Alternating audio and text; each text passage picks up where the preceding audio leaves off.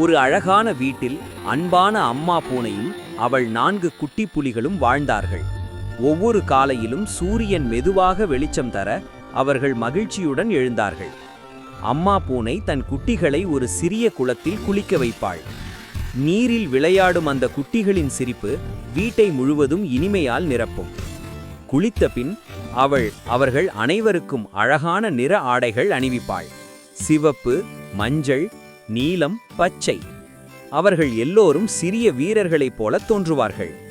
பிறகு அவர்கள் அனைவரும் கைப்பிடித்து பூங்காவிற்கு செல்வார்கள். அங்கு பட்டாம்பூச்சிகளை பிடிக்கவும், ஊஞ்சலில் ஆடவும், புல்லில் உருண்டாடவும் விளையாடுவார்கள். அம்மா பூனை அருகில் அமர்ந்து தன் குட்டிகள் மகிழ்ச்சியாக விளையாடுவதை பார்த்து புன்னகை செய்வாள்.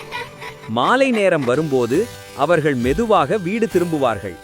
சூரியன் மறையும் அழகிய வெளிச்சத்தில் அவர்கள் அனைவரும் சோர்வாக இருந்தாலும் மனம் நிறைந்த மகிழ்ச்சியுடன் உறங்கச் செல்வார்கள்.